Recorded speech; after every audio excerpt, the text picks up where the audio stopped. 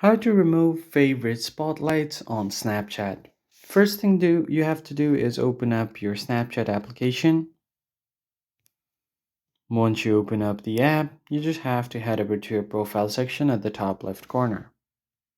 And to find your favorite spotlights, you just have to scroll all the way to the bottom, and here you'll be able to see your favorites and reposts. Go ahead and tap on it. And here you'll be able to see all of the spotlights that you have added to your favorites.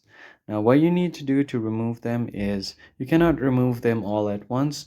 So you're just going to have to go ahead and unlike them one by one like this. Tap on it and unlike it. Remove the like. Do this for all of these. And once you've done that, you should be good to go. So if I go back and to my spotlights again, as you can see, the favorite section is now gone. And that's pretty much it. I hope this tutorial was helpful to you. If so, hit the like button below and subscribe, and I'll catch you on the next one.